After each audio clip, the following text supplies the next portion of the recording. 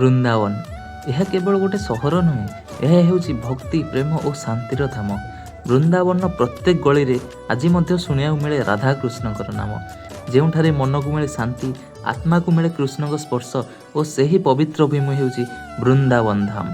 ଦୁନିଆର କୋଳାହଳରୁ ଦୂରେ ଅଛି ଏମିତି ଗୋଟେ ଧାମ ଯେଉଁଠାରେ ପ୍ରତ୍ୟେକ ଶ୍ୱାସରେ ଶୁଣାଯାଏ ରାଧେ ରାଧେ।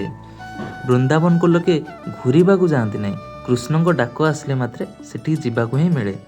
ଏଠାରେ ମନ୍ଦିରର ଘଣ୍ଟି ସ୍ୱରରେ ମିଳେ ଅଲଗା ଏକ ଶାନ୍ତି, ଯାହା ସମଗ୍ର ଜୀବନକୁ ବଦଳାଇ ଦେଇପାରେ। ବୃନ୍ଦାବନ ଯେଉଁଠାରେ ପ୍ରେମ ହେଉଛି ଭକ୍ତି ଓ ଭକ୍ତି ହେଉଛି ତାର ଜୀବନ। ହଜାର ବର୍ଷ ପରେ ମଧ୍ୟ ବୃନ୍ଦାବନର ମାଟିରେ ଅନୁଭବ ହୁଏ ଶ୍ରୀକୃଷ୍ଣଙ୍କ ଦିବ୍ୟ ସ୍ପର୍ଶ।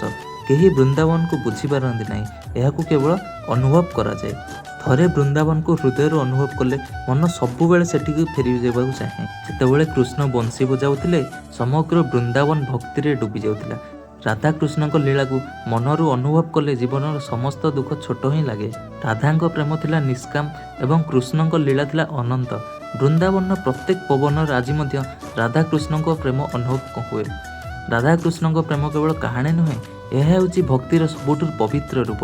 ଯେଉଁଠାରେ ରାଧାଙ୍କ ନାମ ଅଛି ସେଠାରେ କୃଷ୍ଣ ସ୍ୱୟଂ ବାସ କରନ୍ତି। ରାସଲୀଳା କେବଳ ନୃତ୍ୟ ନୁହେଁ, ଏହା ହେଉଛି ଆତ୍ମା ଓ ପରମାତ୍ମାର ମିଳନ। କୃଷ୍ଣଙ୍କ ବଂଶୀର ସ୍ୱରରେ ରାଧାଙ୍କ ପ୍ରେମ ଲୁଚିଥାଏ। ରାଧାକୃଷ୍ଣଙ୍କ ପ୍ରେମ ଆମକୁ ଶିଖାଏ ସତ୍ୟ ପ୍ରେମରେ ସ୍ୱାର୍ଥ ନଥାଏ। ରାଧାଙ୍କ ଭକ୍ତି ଓ କୃଷ୍ଣଙ୍କ କୃପା, ଏହି ଦୁଇଟି ମିଶି ତିଆରି କରେ ବୃନ୍ଦାବନର ଦିବ୍ୟତା।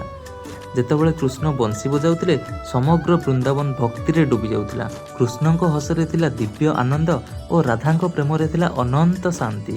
ରାଧାକୃଷ୍ଣଙ୍କ ପ୍ରେମ ସମର ସୀମାକୁ ମଧ୍ୟ ଅତିକ୍ରମ କରିଯାଇଛି। ବୃନ୍ଦାବନର ମାଟିରେ ଆଜି ମଧ୍ୟ ରାଧାକୃଷ୍ଣଙ୍କ ଲୀଳାର ସ୍ମୃତି ଜୀବନ୍ତ ହିଁ ଅଛି। ଏହା ହେଉଛି ଭକ୍ତି, ପ୍ରେମ ଓ ଶାନ୍ତିର ଧାମ ବୃନ୍ଦାବନ। ରାଧେ ରାଧେ।